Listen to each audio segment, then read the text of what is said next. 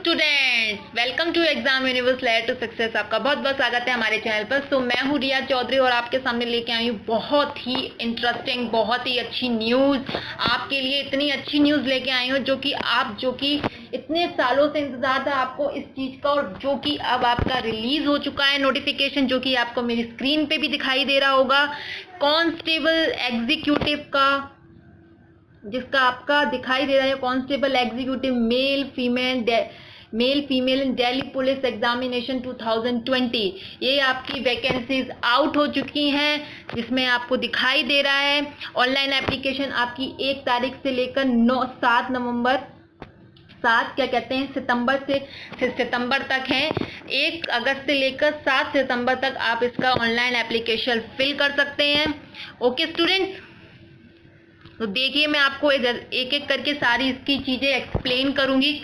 आप इसका कब फॉर्म फिल कर सकते हैं, इसका एग्ज़ाम क्राइटेरिया और सब कुछ आपको एक्सप्लेन मिलेगा हर एक, मतलब इस वीडियो में आप पूरा अच्छे से इस नोटिफिकेशन को समझ पाएंगे।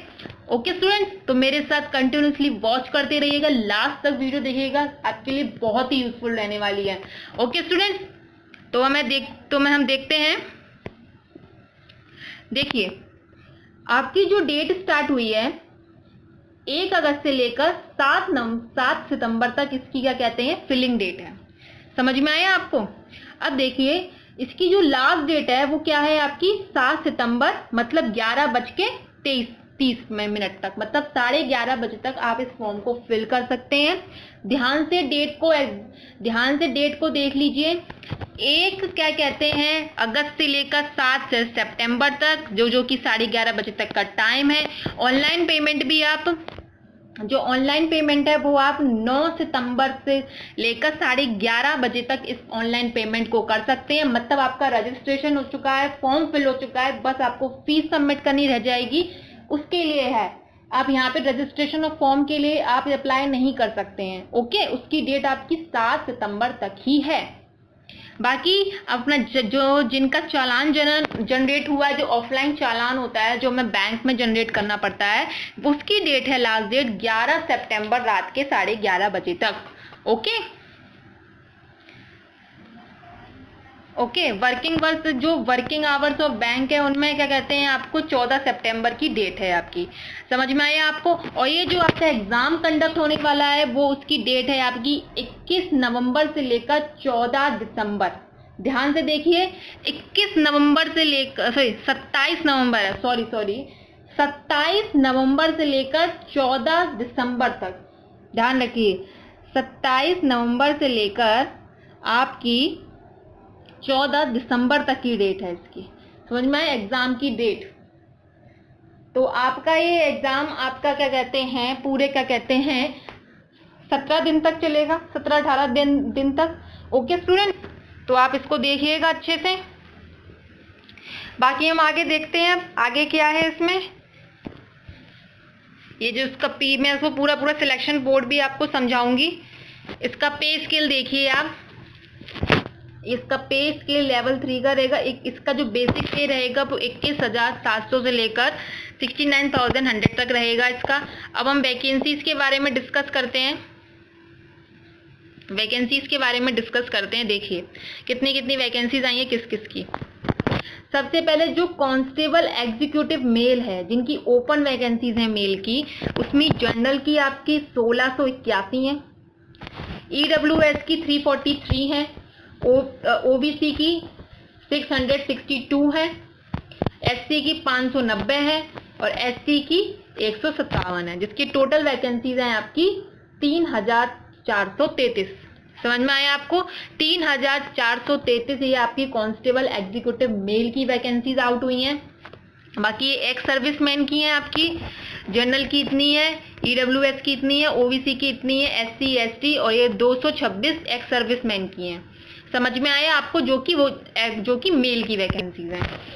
और आप देखिए constable executive mail ex serviceman जिनकी कमांडो से रिलेटेड है, उनकी 93 जनरल की है, EWS 19 है, OBC 87 है, SC 67 है और ST 27 है और टोटल वैकेंसी कितनी है आपकी 243। ये कमांडो से है जो एक्स सर्विसमैन रह चुके हैं। अब फीमेल की देखिए, फीमेल के लिए बहुत अच्छी खबर आई है और मैं सबको ये सजेस्ट करूंगी सारी फीमेल इसको क्या कहते हैं भरें, उनके लिए बहुत अच्छी न्यूज़ है जो कि दिल्ली पुलिस में कांस्टेबल बनने का सपना देख रहे हैं। ओके, तो उनके लिए यूआर की वैकेंसी कितनी है 900,333 और क्या कहते हैं 933, ईडब्ल्यूएस की है 202, ओबीसी की है 387, एससी की है 328 और एसटी की है 94। मतलब कुल मिला के आपकी 1944 वैकेंसी है। समझ में आया आपको? फीमेल की 1944 वैकेंसीज हैं और टोटल मिला के आपकी 5,846 वैकेंसी आउट हुई हैं। समझ में आया आपको? 5,846 वैकेंसी आपकी आउट हुई हैं। तो आप प्लीज इसे जरूर फिल करिएगा। अच्छी वैकेंसीज आउट हुई है और आपके लिए बहुत सुनहरा मौका है अपना पुलिस की वर्दी पाने का और दिल्ली पुलिस में जॉब करने का। ओके स्टूडेंट्स, अब हम आगे चलते हैं, देखते हैं 10% इसका क्या रहता है 10% क्या कहते हैं एक्स सर्विसमैन का इसमें रिजर्व रहता है कोटा।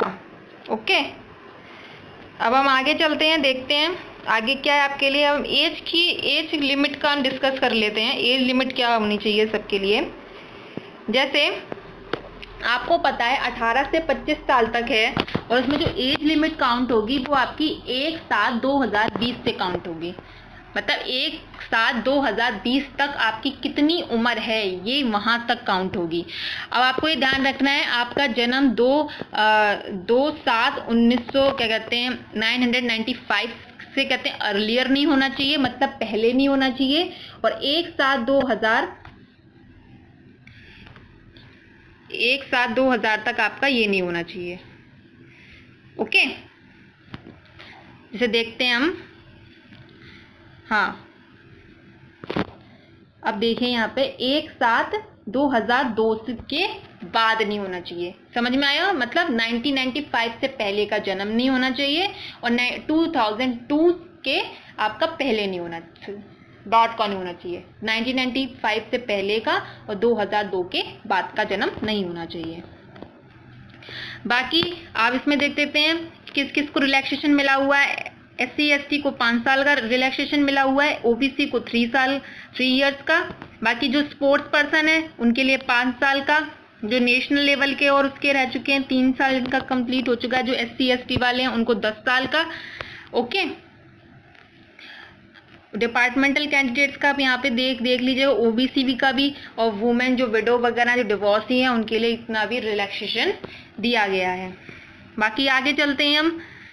मतलब मेनली आपको पता ही होगा कि आपको SC के लिए आपको पता है आपको 5 साल का रिलैक्सेशन मिलता है और OBC वालों के लिए आपका 3 साल का रिलैक्सेशन मिलता है, ये आप ध्यान रखिए। और बाकी जो UR कैटेगरी है उनको आपको पता ही है 18 से 25 साल इनकी उम्र है। ओके, तो आप इतना ध्यान रखिएगा। तो आगे चलते हैं हम, देखते हैं।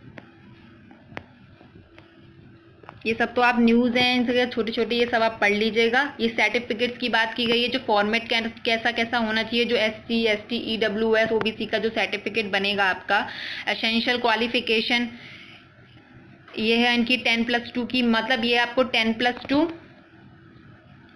इसमें आपकी 10+2 सीनियर सेकेंडरी पास होना चाहिए, एजुकेशनल क्वालिफिकेशन 11 पास। ठीक है, तो ये आपको ध्यान रखना चाहिए कि आपकी 12वीं अच्छे से एक अच्छे एजुकेशन इंस्टीट्यूट से आप पास, रिकॉग्नाइज बोर्ड से पास होनी चाहिए। मेल कैंडिडेट्स के लिए आपका ड्राइविंग लाइसेंस होना चाहिए जो कि मोटरसाइकिल LMB वाला होने चाहिए, जिसका मोटरसाइकिल और कार का। सिर्फ मेल कैंडिडेट्स के लिए लाइसेंस रिक्वायरमेंट है। Okay, candidates who have not acquired the essential educational qualification as on the stipulated date will not be eligible and need not to apply। मतलब जिनके पास ये सारे डॉक्यूमेंट्स नहीं हैं वो इस जॉब के लिए एप्लीकेबल नहीं है। समझ में आया आपको? तो आपके पास 12th की मार्कशीट, सर्टिफिकेट्स और ये कहते हैं लाइसेंस होना चाहिए। बाकी हम देखते हैं आगे।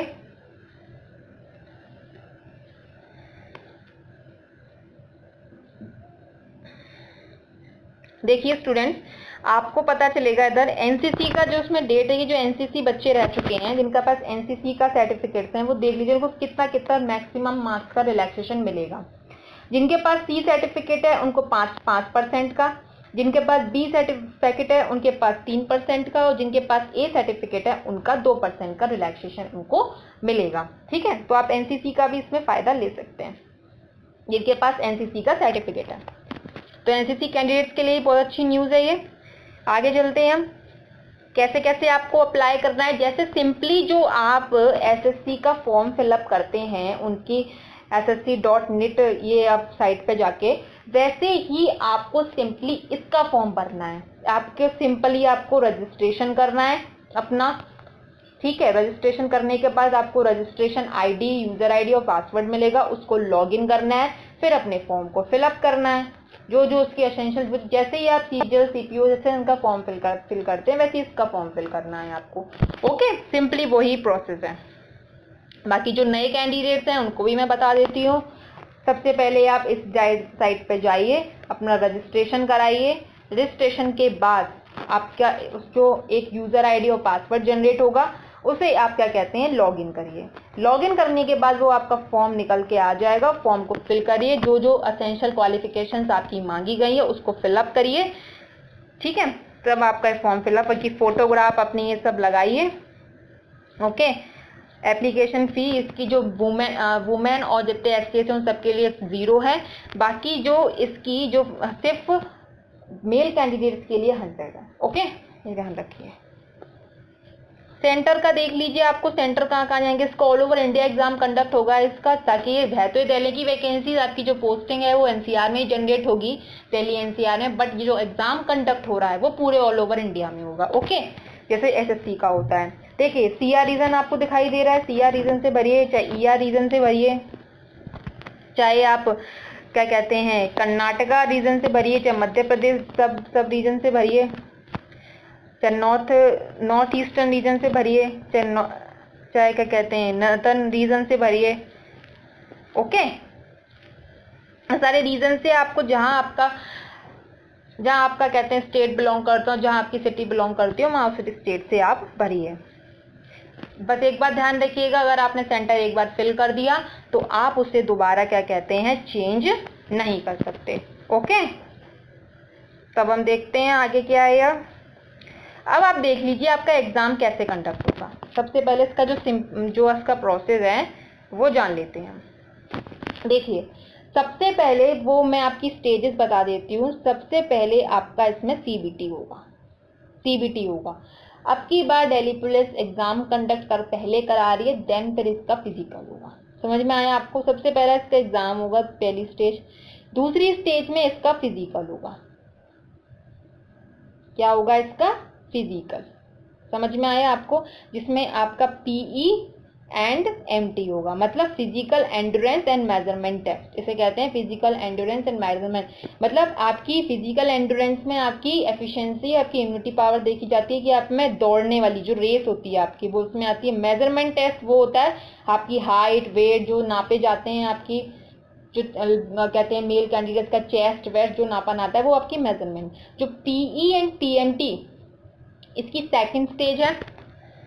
देन फिर हम देखते हैं पीई पीएमटी के दौरान ही सेकंड स्टेज में ही आपका डॉक्यूमेंट वेरिफिकेशन भी है। इसी दौरान क्या है आपका डॉक्यूमेंट वेरिफिकेशन भी है।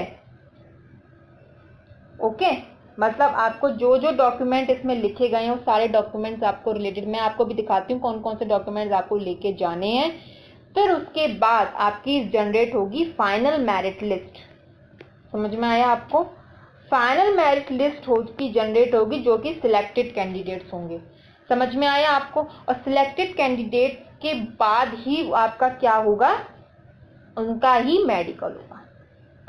तो जो रिजेक्ट हो जाएंगे इस मेडिकल में उनको क्या कहते हैं, उनको बाहर कर दिया जाएगा। जो वेटिंग लिस्ट में होंगे उनको फिर बुलाया जाएगा मेडिकल के लिए।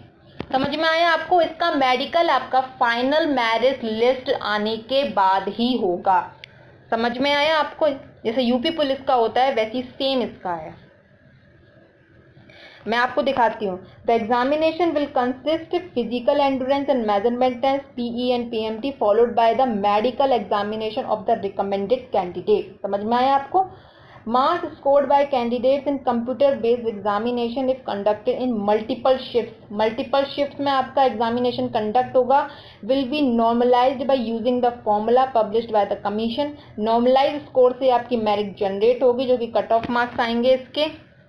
अब आप देखिए कंप्यूटर बेस्ड एग्जामिनेशन में आपका क्या आएगा, आप देख लीजिए इधर। 100 क्वेश्चन 100 मार्क्स के, मतलब आपको 1.5 घंटे का टाइम मिलेगा, 90 मिनट मिलेंगे।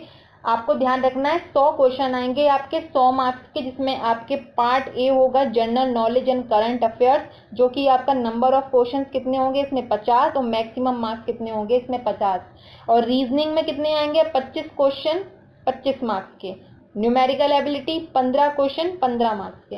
कंप्यूटर अवेयरनेस 10 क्वेश्चन 10 मार्क्स के। मतलब आपका जो जनरल वेटेज रखेगा वो आपका general knowledge and current affair रखेगा, जो कि 50% क्वेश्चन इसमें डिपेंड करते हैं। तो आपको ध्यान रखिए आपकी जनरल नॉलेज और करंट अफेयर आपकी बहुत अच्छी होनी चाहिए इस एग्जाम के लिए।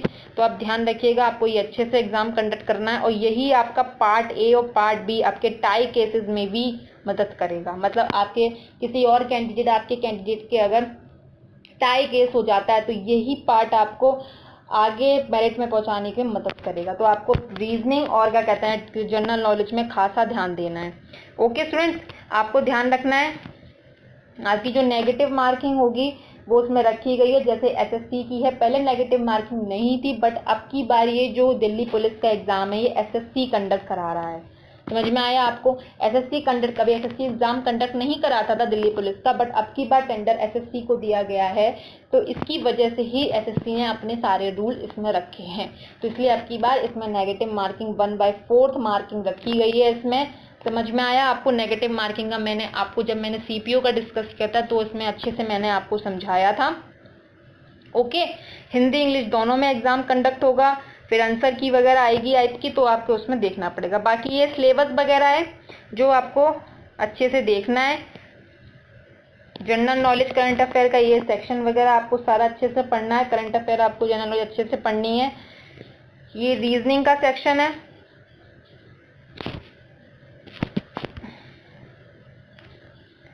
ओके, आप इधर देखिए, ये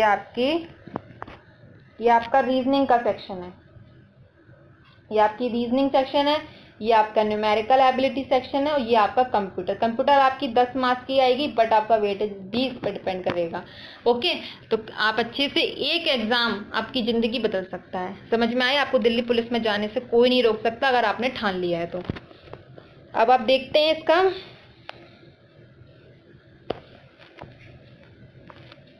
अब देखिए आपका एग्जाम में ये होगा। अब उसके बाद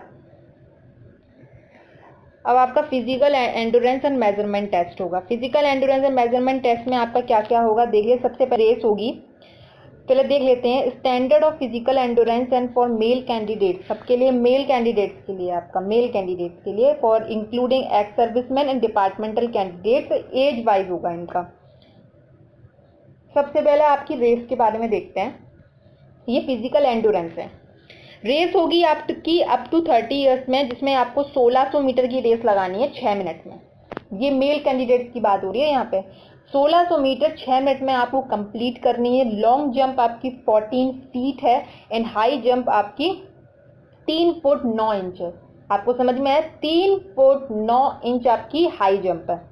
ओके, बाकी अप टू 30 से 40 ईयर्स इनका 7 मिनट 13 और 3 फुट 6 इंच, और जो 40 ईयर से 8 मिनट और 12 फीट और 3 फुट 3 इंच। समझ में आया आपको? तो वैसे इसका जो मैं नॉर्मल कैंडिडेट्स के लिए बता देती हूँ, वो आपको 1600 मीटर 6 मिनट में कंप्लीट करनी है, ये मेल कैंडिडेट्स का। और लॉन्ग जंप इसकी 14 फीट है, और आपको हाई जंप इसकी 3 फुट 9 इंच है। ओके, बाकी जो फिजिकल मेजरमेंट टेस्ट होगा मेल कैंडिडेट्स का, वो हम देखते हैं क्या होगा। हाइट इसकी जो आपकी मिनिमम है वो आपकी 170 सेंटीमीटर चाहिए। मेल कैंडिडेट की 1 सेंटीमीटर इसकी मिनिमम हाइट है इसकी। ओके, बाकी जो हिल एरियाज वगैरह के उनका 5 सेंटीमीटर का आपको रिलैक्सेशन दिया गया एसटी कैंडिडेट्स के लिए भी, और जो सर्विंग रिटायर्ड दिल्ली पुलिस है उनके लिए भी आपको दिया गया है। अब हम आगे देखते हैं चेस्ट वगैरह जो आपकी होनी चाहिए वो 81 centimetre with minimum of 4 centimetre expansion. समझ में आए, 81 सेंटीमीटर आपकी 4 सेंटीमीटर मतलब 81 सेंटीमीटर आपकी मिनिमम है चेस्ट बिना फुलाए, और आपकी चेस्ट फूलती है मतलब आपको फुलाने के बाद आपको 4 सेंटीमीटर का उसमें एक्सपेंशन होना चाहिए। ओके, बाकी हिल एरियाज वगैरह के लिए तो नॉर्मल है। अब फीमेल कैंडिडेट्स का देखते हैं। फीमेल कैंडिडेट्स का जो रेस होगी वो आप देख लें अप टू 30 ईयर से लेकर 1600 मीटर 8 मिनट में लगानी है उनको रेस। 1600 मीटर 8 मिनट में कंप्लीट करनी है। लॉन्ग जंप 10 फीट है उनकी, और हाई जंप उनकी क्या कितनी है 3 feet. High jump 3 feet, long jump 10 feet, और क्या कहते हैं जो रेस होगी 1600 मीटर 8 मिनट में उन्हें कंप्लीट करनी है। ओके, उनका भी सेम यही है। जो आपकी ये लॉन्ग जंप वगैरह जब ये क्वालिफाई हो जाएंगे तो इसमें कोई आपको क्या कहते हैं एक ही बार चांस मिलेगा, कोई दोबारा चांस वगैरह नहीं मिलेंगे इसमें। मेजरमेंट टेस्ट में आपके क्या कहते हैं इसकी हाइट है वो जो क्या कहते हैं फीमेल की वो 157 सेंटीमीटर होनी चाहिए। 157 सेंटीमीटर होनी चाहिए, और 2 सेंटीमीटर का हिली एरिया से SC/ST के लिए रिलैक्सेशन दिया गया है, जो फीमेल की बात हो रही है यहाँ पे। ओके, मेडिकल टेस्ट में आपके सारे ये क्या कहते हैं जब इसका मेडिकल आएगा तो मैं और एक मेडिकल पे वीडियो बना दूंगी, क्योंकि मेडिकल में खुद क्वालिफाई हूँ तो उसका मैं वीडियो बना दूंगी आपका अच्छे से क्या क्या मेडिकल में पूरा होता है। बट आपके फाइनल मेरिट जनरेट होगी उसके बाद आएगा। ओके, आइज वगैरह ये पूरी ये आपको अच्छे से कंटेंट में इसका डिस्कस कर दूंगी। बाकी अभी आप CBT पे फोकस करिए, अच्छे से फॉर्म फिलअप करिए। ओके, बाकी ये सब आप देख लीजिएगा। ये आपको जब आप जाएंगे क्या कहते हैं आपको एक वैलिड ID प्रूफ लेके जाना है, अपनी 2 फोटो लेके जानी है जब वहाँ जाएंगे। ओके, अपना क्या कहते हैं एग्ज़ाम देने के लिए, तब आप इसमें देखिएगा। अपने ये सारे डॉक्यूमेंट्स देख लीजिए, पैन कार्ड, आधार कार्ड आपके पास क्या क्या है। ओके, डॉक्यूमेंट वेरिफिकेशन ये जब आपका PE एंड PMT होगा तब आपको डॉक्यूमेंट वेरिफिकेशन लेके जाने हैं। तो वो document all the candidates will short listed जो भी होंगे in the performance of CBT who will qualify events in PE and PMT are required to appear for document verification along with the photo copies and original document. समझ में आया आपको, जब आपका PE and PMT होगा तभी आपका document verification होगा, जब आपकी रेस होने के बाद। समझ में आया आपको। अब आपको मैट्रिकुलेशन की मार्कशीट लेके जानी है, असेंशियल क्वालिफिकेशन जो आपका 10+2 का है, driving licence for male caste category, ये सब आपको लेके जाने हैं। हिली एरियाज के लिए जो उन्हें रिलैक्सेशन दिया जाएगा तो वो उनके सर्टिफिकेट के द्वारा ही दिया जाएगा। एक्स सर्विसमैन का भी जो रिलैक्सेशन है वो उनके सर्टिफिकेट के द्वारा दिया जाएगा। वार्ड सर्टिफिकेट, स्पोर्ट्स सर्टिफिकेट का भी रिलैक्सेशन है।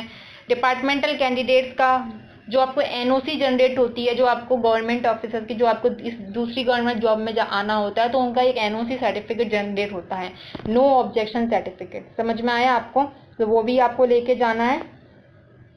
नो ऑब्जेक्शन सर्टिफिकेट वो आपको लेके जाना है। NCC और ABC का भी सर्टिफिकेट आपको लेके जाना है। समझ में, जो भी चीज आपको हर चीज का अगर रिलैक्सेशन चाहिए तो उसका सर्टिफिकेट आपको लेके जाना ही पड़ेगा।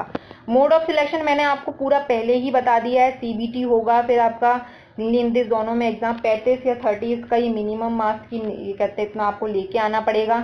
PE PMT होगा आपका, PE PMT होगा, ये आपका क्वालिफाइंग नेचर है, इसका कोई मार्क्स नहीं होगा। जो कि फाइनल मिस्टर जो मेरिट आएगी वो आपकी इसी के जो CBT होगा इसी पे ही आपकी फाइनल मेरिट पूरी बनेगी। ओके, बाकी आपका फिर डॉक्यूमेंट वेरिफिकेशन होगा। यहाँ पे क्या होगा आपका डॉक्यूमेंट वेरिफिकेशन होगा, PE PMT होगा on the basis of aggregate marks. ठीक है, आपको अच्छे से ये पूरा नोटिफिकेशन इसकी PDF की जो लिंक है मैं आपको इसकी PDF की लिंक मैं आपने डिस्क्रिप्शन बॉक्स में आपको दे दूंगी, आप इसे डाउनलोड करके अच्छे से पढ़ लीजिएगा। बाकी जो इसमें ज़रूरी चीज़ें थी वो मैंने आपको पूरे अच्छे से डिस्कस कर दी हैं। फिर भी कोई दिक्कत हो तो प्लीज़ हमें कमेंट सेक्शन में लिखिए, उस पर हम वीडियो ज़रूर बनाएंगे। ओके स्टूडेंट्स, इतना ही सब कुछ था इसमें और इतना कुछ इम्पोर्टेंट नहीं है आपके लिए। बाकी ये टाई केसेस मैंने आपको पूरा बता ही गया है कि पार्ट A पार्ट वगैरह से डिस्कस होगा ये। ओके, बस इतना ही आपके लिए इम्पोर्टेंट था और आपके लिए इतना और ज़्यादा कोई जानने की ज़रूरत नहीं है इसमें। फिर भी आपको कोई दिक्कत हो रही है तो प्लीज़ हमें कहते हैं कमेंट सेक्शन करना मत भूलिएगा। और दिल्ली पुलिस एग्जामिनेशन आ चुका है, जल्द से जल्द क्या क्या कहते हैं फॉर्म फिलअप कर दीजिए लास्ट डेट आने से पहले। अगर आपको चाहते हैं कि हम इसकी क्लासेस यहाँ पे स्टार्ट करें तो प्लीज़ हमें कमेंट सेक्शन में लिखिए, हम ज़रूर इसकी क्लासेस लेके आएंगे। ओके स्टूडेंट्स, तो thank you so much for watching my sessions. आपको अच्छा लगा तो प्लीज़ लाइक शेयर करना मत भूलिएगा, सब्सक्राइब करना बिल्कुल मत भूलिएगा। Okay student, thank you so much.